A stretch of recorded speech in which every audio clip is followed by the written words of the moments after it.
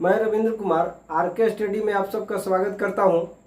आज के वीडियो में आप लोग सब्जेक्ट वर्ब एग्रीमेंट का तीसरा पार्ट देखेंगे। इसके पहले सब्जेक्ट वर्ब एग्रीमेंट का 2 पार्ट वीडियो बनाकर आप तक भेज चुका हूं। आज तीसरा पार्ट सब्जेक्ट वर्ब एग्रीमेंट का देखेंगे। तो चलिए वीडियो को शुरुआत करते हैं और नियम पर आते हैं। एक 13वां नियम है, इसमें 13वां नियम से शुरुआत करते हैं। यदि वाक्य में a number, a large number, a few का प्रयोग होता है तो उसमें प्लूरल तथा द नंबर वाक्य में आता है तो सिंगुलर वर्ब का प्रयोग किया जाता है। चलिए लिखते हैं। 13वां नियम है,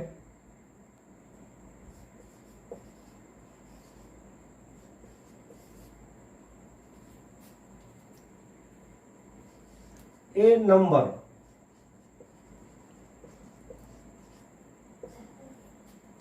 a number, a large number, a large number, a few,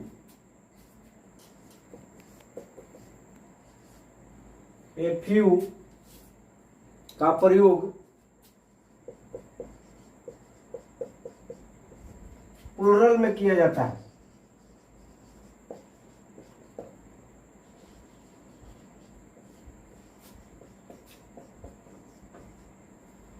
A number, a large number, a few का प्रयोग प्लूरल में किया जाता है तथा द नंबर का प्रयोग सिंगुलर में किया जाता है। द नंबर का प्रयोग सिंगुलर में किया जाता है।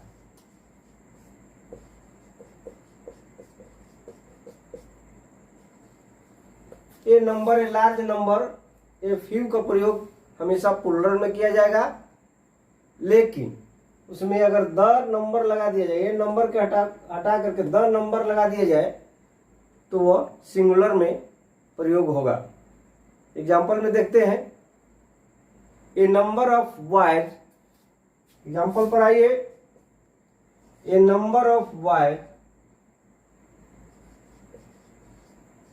ए नंबर ऑफ बॉयज,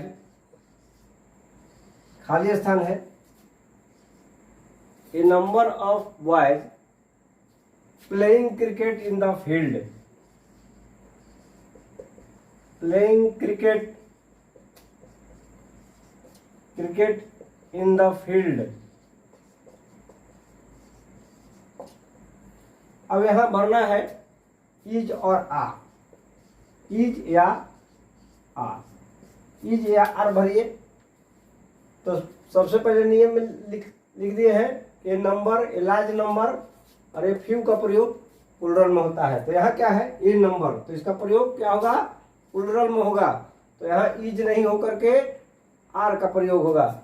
यहाँ क्या भरेंगे, are. A number of boys, a number of boys are playing cricket in the field. चलिए कुछ और उदाहरण देखते हैं। तो चलिए और उदाहरण से देख लेते हैं। A large number of cattle, a large number of cattle, खाली स्थान है। A large number of cattle grazing in the field,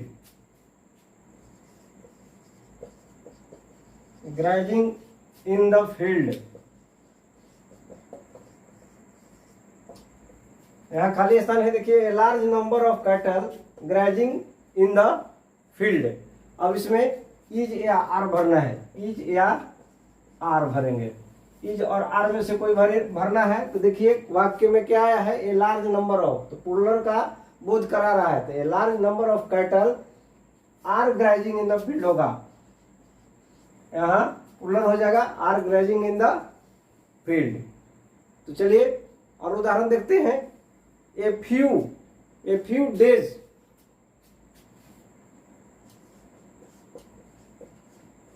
A few days खाली स्थान है, ए फ्यू डेज खाली स्थान at night,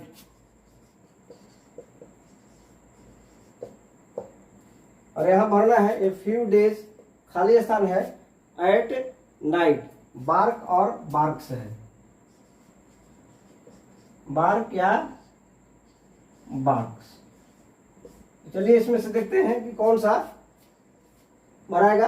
A few days barks नहीं होगा, बार्क होगा,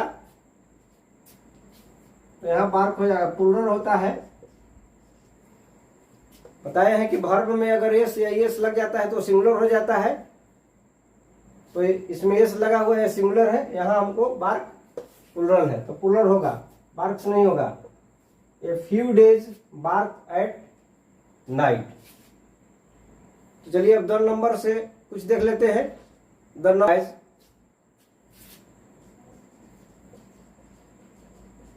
number of boys, the number of boys, या देखिए the number of boys in this class, the number of boys in this class, the number of boys in this class, और एक खाली स्थान है 80। इज और आर भरना है।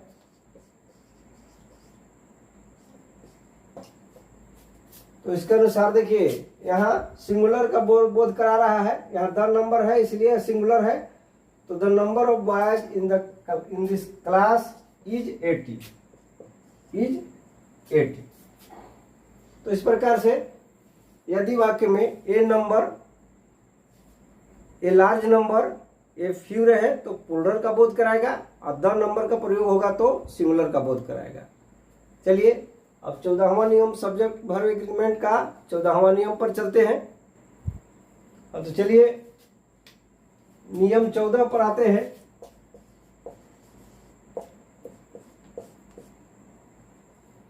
यदि वाक्य में अलग अलग नाउन या प्रोनाउन हो, यदि वाक्य में अलग अलग नाउन या प्रोनाउन हो और उसको एंड से जोड़ा जाए, इससे जोड़ा जाए, एंड से जोड़ा जाए, तो उसके साथ प्लूरल वर्ब लगता है। यदि वाक्य में दो अलग अलग नाउन या प्रोनाउन हो, यदि वाक्य में दो अलग अलग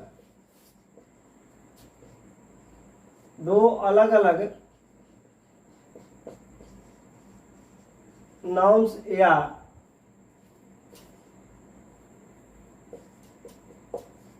प्रोनाउन हो और उसे एंड से जोड़ा जाए, एंड से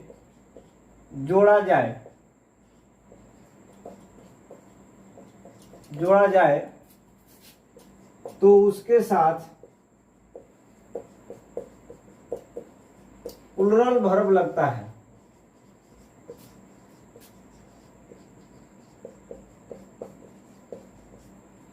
यदि वाक्य में दो अलग अलग नाउन या प्रोनाउन हो और उसे एंड से जोड़ा जाए तो उसके साथ प्लूरल वर्ब लगता है।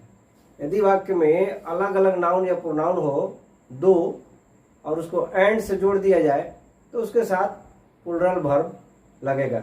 जैसे राजू एंड अमर, एग्जाम्पल में चलते हैं। राजू एंड अमर, और यहाँ खाली स्थान है, Raju and Amar school together. अब यहाँ भरने के लिए है गो या गोज, गो या गोज। तो देखिए Raju and Amar to school together. अब यहाँ देखिए गो भराएगा कि गोज भराएगा। तो सबसे पहले नियम में क्या है कि राजू एंड अमर दो नाउन है, नाउन को एंड से जोड़ दिया गया है, तो दो व्यक्तियों के लिए प्लुरल होगा, तो दो नाउन को एंड से जोड़ दिए हैं, इसीलिए यहाँ गोज का प्रयोग ना होगा, गो होगा, प्लुरल के रूप में गो होगा। तो Raju and Amar go to a school together. चलिए और नियम से देखते हैं। Man and women, man and women, man and women खाली स्थान है ईच अदर।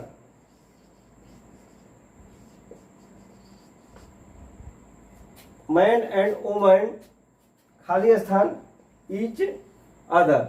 हेल्प होगा, हेल्प होगा, हेल्प्स होगा। तो यहां देखिए क्या भराएगा, मैन एंड वुमेन दो नाउन को जोड़ दिए हैं, इसलिए इसमें प्लुरल वर्ब का प्रयोग होगा, हेल्प होगा। Man and women help each other, man and women help each other. तो इस प्रकार से ध्यान रखेंगे कि दो अलग अलग नाउन या प्रोनाउन हो, उसको एंड से अगर जोड़ दिया जाता है तो उसके साथ प्लुरल वर्ब का प्रयोग करेंगे, ना कि सिंगुलर वर्ब। चलिए सब्जेक्ट वर्ब एग्रीमेंट का 15वां नियम देखते हैं। तो चलिए सब्जेक्ट वर्ब एग्रीमेंट का 15वां नियम पर आते हैं, रूल 15 पर आते हैं। रूल 15 में है कि यदि वाक्य में दो नाउन, यदि वाक्य में दो नाउन मिलकर सिंगुलर सब्जेक्ट का बोध कराता है तो उसके साथ सिंगुलर वर्ब का प्रयोग होगा।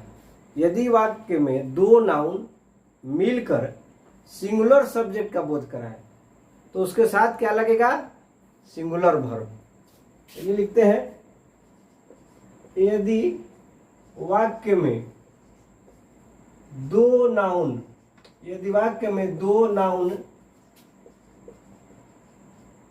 यदि वाक्य में दो नाउन मिलकर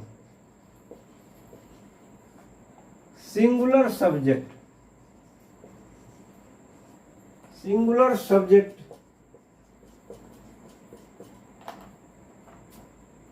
यदि वाक्य में दो नाउन मिलकर सिंगुलर सब्जेक्ट का बोध कराए तो उसके साथ सिंगुलर वर्ब, सिंगुलर वर्ब का प्रयोग होता है।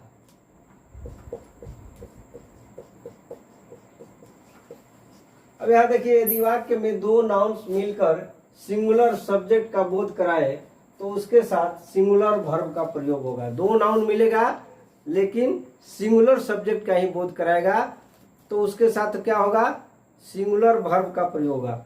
चलिए एग्जाम्पल से देखते हैं। स्लो एंड स्टडी, एग्जाम्पल में देखिए, slow and study, slow and study खाली स्थान है द रेस, यहां होगा विन या विंस। Slow and study. अब यहां देखिए दोनों नाउन मिलकर एक ही का बोध करा रहा है, स्लो एंड स्टडी। कहते हैं कि धीरे धीरे अविचल चलने वाला ही बाजी जीतता है। तो ये दोनों नाउन मिल करके एक ही का बोध करा रहा है, इसलिए इसमें सिंगुलर नाउन हो, सिंगुलर वर्ब होगा, यानी विंस का प्रयोग होगा, wins. Slow and study wins the race. और उदाहरण से देख लेते हैं, bread and butter, bread and butter, bread and butter खाली स्थान है my favourite, favourite, my favourite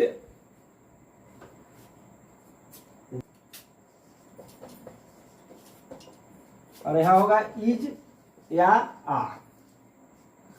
अब यहां देखिए ब्रेड एंड बटर, खाली स्थान है माय फेवरेट डाइट, और यहां इज या आर का प्रयोग करना है। तो क्या होगा, ये दो नाउन मिल करके एक ही का बोध करा रहा है, इसलिए ये सिंगुलर सब्जेक्ट का बोध करा रहा है, इसलिए सिंगुलर वर्ब होगा, इज होगा, न कि आर होगा। तो इसको याद रखेंगे कि यदि वाक्य में दो नाउन मिलता है और मिल करके सिंगुलर सब्जेक्ट का बोध कराता है तो उसके साथ सिंगुलर वर्ब का प्रयोग होगा। तो चलिए सब्जेक्ट वर्ब एग्रीमेंट का 16वां नियम देखते हैं। तो चलिए सब्जेक्ट वर्ब एग्रीमेंट का 16वां नियम देखते हैं। 16वां नियम पे चलते हैं, रूल 16 में आते हैं। तो यदि वाक्य में डिजिट, अंक वाला जो नंबर होगा, यानी डिजिट नंबर हो, डिजिट नंबर का प्रयोग हो, तो उसके साथ, और वो किसको निर्देशित करेगा, इंडिकेट करेगा सिंगुलर सब्जेक्ट का, तो उसके साथ सिंगुलर वर्ब ही लगेगा। तो यदि वाक्य में डिजिट नंबर का प्रयोग सिंगुलर सब्जेक्ट के लिए होता है तो उसके साथ सिंगुलर वर्ब का प्रयोग होगा। तो यदि वाक्य में डिजिट नंबर का प्रयोग, यदि वाक्य में डिजिट नंबर का प्रयोग सिंगुलर सब्जेक्ट के लिए होता है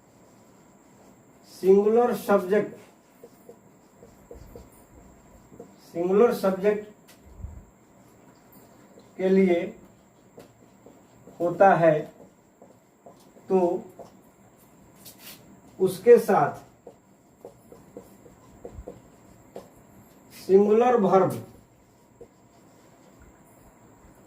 सिंगुलर वर्ब का प्रयोग होगा।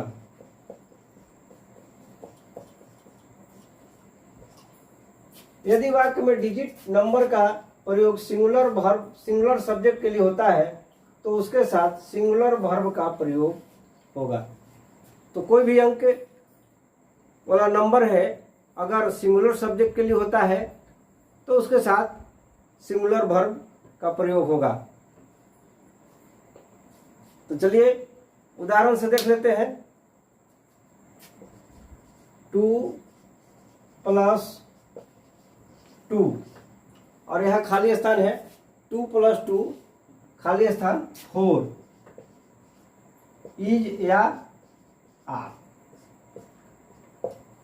2 और 2 4 होते हैं, तो यहां सिंगुलर सब्जेक्ट का प्रयोग कर रहा है, सिंगुलर सब्जेक्ट के लिए आया है तो सिंगुलर वर्ब इज हो जाएगा। 2 + 2 इज क्या हो जाएगा, 4। अब देखिए अगला उदाहरण पर चलते हैं। 20 ईयर खाली स्थान होगा, 20 ईयर्स खाली स्थान, 20 year a long time.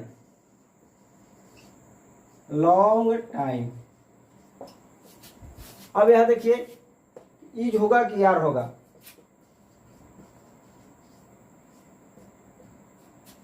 Twenty years is a long time, 20 years is a long time. तो चलिए 16वां नियम है। अब 17वां नियम सब्जेक्ट वर्ब एग्रीमेंट का देख लेते हैं। चलिए रूल 17 पर आते हैं। सब्जेक्ट वर्ब एग्रीमेंट का रूल 17 पर आते हैं। यदि वाक्य में हु, व्हिच, दैट संयोजक के रूप में, यानी जोड़ एक वाक्य से दूसरे वाक्य को जोड़ने के लिए हु, व्हिच और दैट का प्रयोग किया जाता है, तो इसके पहले आने वाले यानी हु व्हिच दैट के पहले आने वाले सब्जेक्ट के अनुसार वर्ब का प्रयोग होगा। तो चलिए लिखते हैं, यदि वाक्य में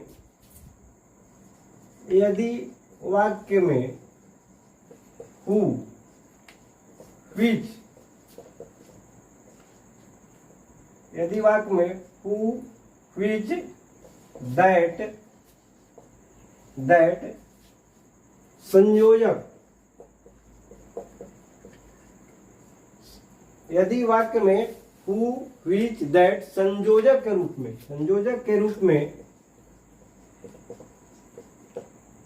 यदि वाक्य में हु व्हिच दैट संयोजक के रूप में आए, यदि वाक्य में हु व्हिच दैट संयोजक के रूप में आए तो इनसे पहले, यानी हु व्हिच दैट से पहले, इनसे पहले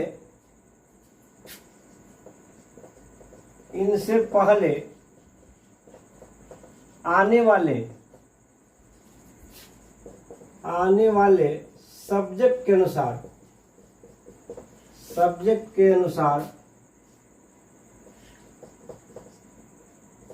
वर्ब का प्रयोग होता है।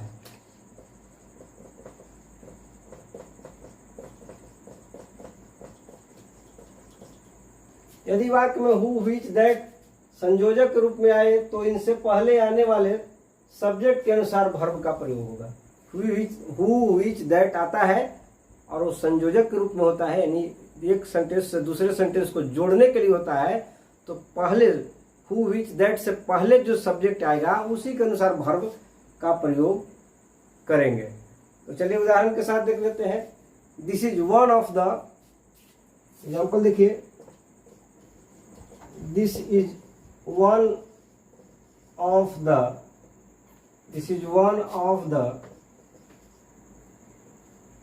This is one of the poem, this is one of the poem that, और एक खाली स्थान है, this is one of the poem been over written. Has या है भरना है, है या है। तो देखिए, this is one of the poem that been over written, यहाँ हैज होगा या हैव होगा। तो सबसे पहले देखिए, वाक्य में संयोजक के रूप में दैट आया है, तो दैट के पहले जो भी सब्जेक्ट होगा उसके अनुसार, यहाँ पोएम्स है तो दैट के अनुसार, दैट से पहले देखिए पोएम्स से सब्जेक्ट है, तो ये प्लूरल है, इसीलिए इसमें हैज का प्रयोग न होकर के हैव होगा, यहाँ हैव हो गया। अब चलिए अगला उदाहरण में देखते हैं। It is I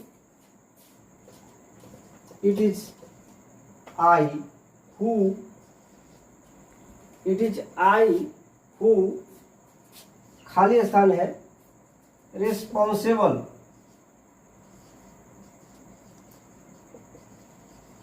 responsible for it. अब यहां भरना क्या है, आई एम या आर।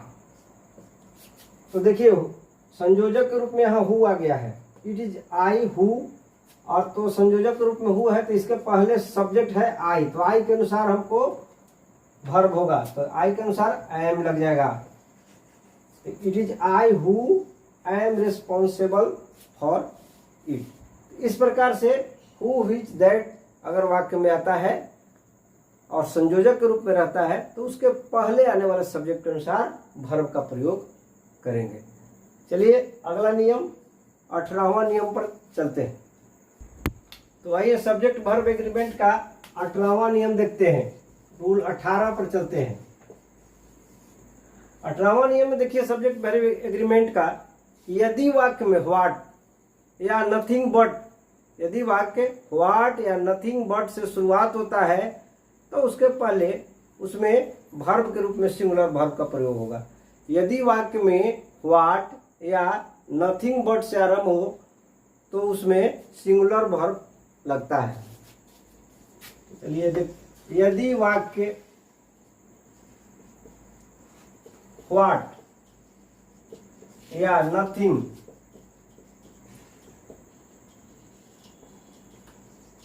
यदि वाक्य व्हाट या नथिंग बट से आरंभ हो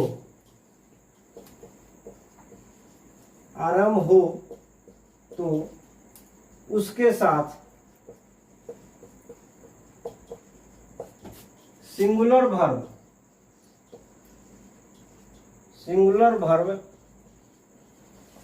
का प्रयोग होता है। यहां देखिए, यदि वाक्य व्हाट या नथिंग बट से आरंभ हो तो उसके साथ सिंगुलर वर्ब का प्रयोग होता है। वाक्य में अगर शुरुआत करते हैं व्हाट से या नथिंग बट से तो उसके साथ सिंगुलर वर्ब लगाएंगे। तो चलिए एग्जाम्पल पर आते हैं। What he says, what he says, और यहां खाली स्थान हो गया। व्हाट ही सेज और खाली स्थान all true.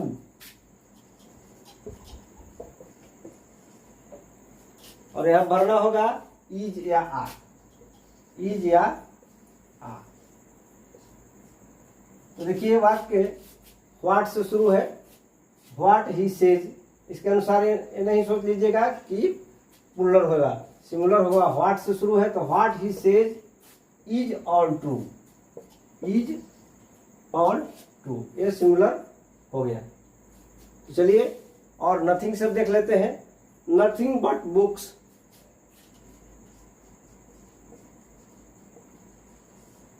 Nothing but books,